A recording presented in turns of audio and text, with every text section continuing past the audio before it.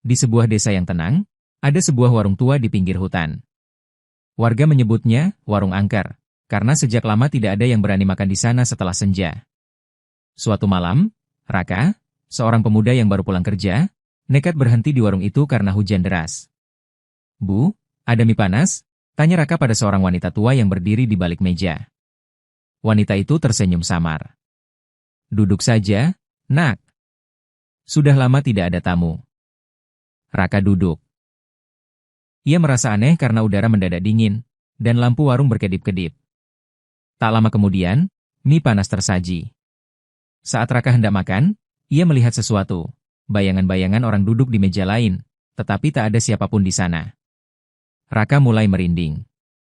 "Bu, sejak kapan warung ini buka lagi?" tanyanya. Wanita itu memandangnya dengan mata kosong. "Warung ini tidak pernah tutup. Hanya saja, yang bisa melihat kami hanyalah orang-orang yang tersesat." Raka tersentak. Ia menatap sekeliling. Warung itu mendadak sunyi, gelap, dan meja-meja dipenuhi dedaunan serta debu tebal seperti tak pernah dipakai bertahun-tahun. Saat ia menoleh kembali, wanita tua itu sudah tidak ada. Yang tersisa hanya bisikan. "Terima kasih sudah mampir, semoga kau bisa pulang." Raka langsung berlari menuju motornya tanpa menoleh lagi. Sejak malam itu, ia tidak pernah melihat warung tersebut, seolah warung itu tidak pernah ada. Setelah kejadian malam itu, Raka tidak bisa tidur nyenyak. Setiap menutup mata, ia kembali melihat wajah pucat wanita tua di warung angker itu. Besok paginya ia memutuskan kembali ke lokasi, untuk memastikan apa yang sebenarnya terjadi. Namun saat ia tiba di tempat yang sama, yang ada hanya lahan kosong penuh semak. "Loh, padahal semalam jelas-jelas di sini," gumam Raka sambil memeriksa sekeliling. Seorang bapak tua yang lewat menghampirinya. "Kamu cari apa, Nak?" "Warung di sini, Pak. Tadi malam saya makan, saya masuk ke warung tua." Bapak itu langsung menatap tajam. "Warung? Di sini sudah 30 tahun tidak ada warung." Ia menelan ludah sebelum melanjutkan. "Pemiliknya dulu meninggal karena kebakaran. Katanya, mereka masih suka membuka warung kalau ada orang yang tersesat malam-malam." Raka merinding sampai ke tulang. "Pak, kalau begitu, saya semalam makan di mana?" Bapak itu tidak menjawab. Ia hanya mundur perlahan, seolah tak ingin terlibat. Malamnya, Raka terbangun karena mendengar suara sendok beradu dengan mangkuk dari dapurnya. Ting, ting, ting. Ia bangun perlahan. Aroma mie rebus sama persis seperti yang ia makan tadi malam, memenuhi rumahnya. Saat ia sampai di dapur, mangkuk mie panas sudah tersaji di meja.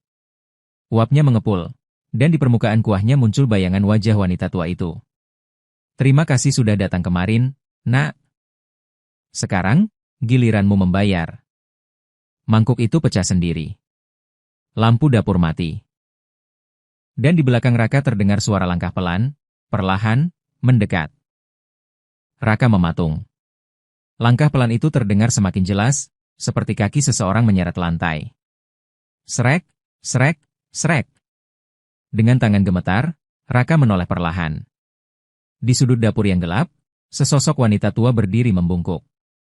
Rambutnya kusut menutupi wajah, bajunya hangus terbakar di beberapa bagian, dan dari tubuhnya meneteskan aroma asap dan kayu terbakar. "Warung kami, sudah lama tak punya pelanggan," bisiknya lirih. "Dan kau, Nak, sudah makan, tapi belum membayar." Raka mundur, napasnya tercekat. "Apa yang harus saya bayar?" Wanita itu mengangkat wajahnya perlahan, menampakkan mata hitam kosong dan senyum yang terbelah sampai telinga. "Nyawamu." Lampu mendadak menyala terang. Wanita itu lenyap begitu saja, seperti asap terbawa angin. Raka jatuh terduduk. Dadanya sesak. Pada meja dapur, tersisa secari kertas gosong. Ia mengambilnya dengan tangan gemetar. Tertulis, "Datanglah kembali ke warung, sebelum kami yang mendatangimu." Ketakutan membuat Raka tak bisa berpikir jernih. Ia akhirnya memutuskan pergi ke rumah Ki Wirya, seorang dukun tua yang dikenal bijaksana di desa itu. Ki Wirya menghela napas panjang setelah mendengar cerita Raka. "Kau tidak boleh menolak." Roh-roh itu terikat pada tempat mereka mati. Jika mereka memanggilmu, kau harus kembali. Tapi warungnya tidak ada, Ki. Warung itu hanya muncul untuk orang yang dipilih. Artinya mereka sudah mengunci pintumu, Nak. Raka tercekat. Lalu saya harus apa? Ki Wirya mengambil sebuah gelang hitam bertuliskan Raja Kuno. Pergilah malam ini juga. Kembalilah ke tempat warung itu muncul. Saat kau melihatnya, masuk. Tapi ingat, apapun yang mereka tawarkan, jangan makan. Jangan sentuh apapun. Raka mengangguk walau seluruh tubuhnya gemetar. Malam itu, ia kembali ke hutan. Dan betul saja, dari kejauhan, lampu temaram warung muncul perlahan, seolah tumbuh dari kegelapan itu sendiri. Warung itu tampak lebih lusuh, lebih gelap, dan terdengar suara sendok dan mangkuk seperti ada banyak orang yang sedang makan, padahal tak terlihat siapapun.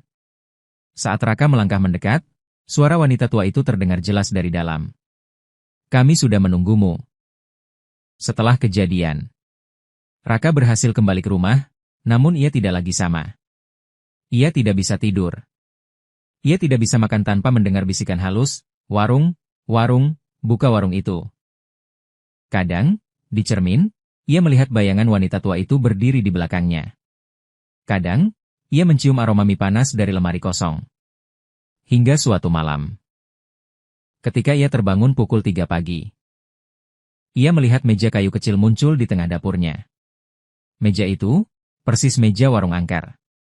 Di atasnya ada mangkuk kosong dan sebuah tulisan, mulailah melayani. Jika tidak, kami akan kembali. Raka jatuh berlutut, tangannya gemetar.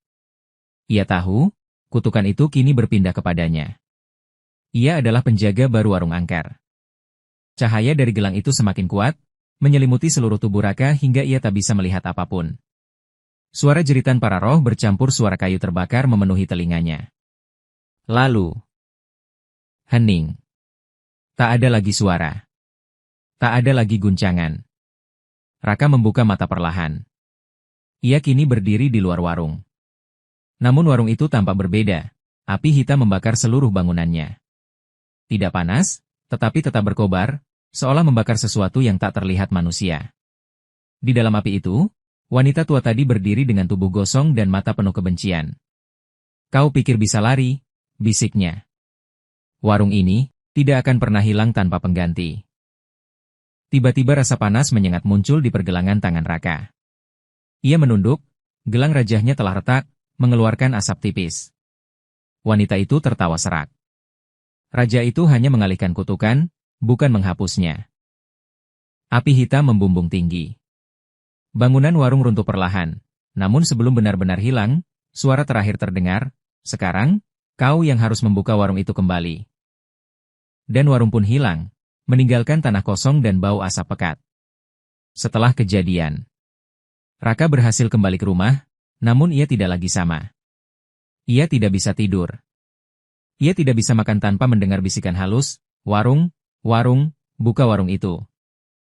Kadang, di cermin, ia melihat bayangan wanita tua itu berdiri di belakangnya. Kadang, ia mencium aroma mie panas dari lemari kosong. Hingga suatu malam, ketika ia terbangun pukul 3 pagi, ia melihat meja kayu kecil muncul di tengah dapurnya. Meja itu, persis meja warung angker. Di atasnya ada mangkuk kosong dan sebuah tulisan, mulailah melayani. Jika tidak, kami akan kembali. Raka jatuh berlutut, tangannya gemetar. Ia tahu, kutukan itu kini berpindah kepadanya. Ia adalah penjaga baru warung angker. Sejak hari itu, warga desa mulai merasakan hal-hal aneh. Terkadang, saat hujan lebat, terlihat cahaya lampu temaram dari jendela rumah Raka. Seperti ada warung kecil yang buka di dalamnya. Dan jika ada orang yang tersesat di malam hari, mereka mendengar suara halus, silakan masuk, kami sudah menunggu. Warung angker tidak pernah benar-benar hilang. Ia hanya berganti tuan. Tamat.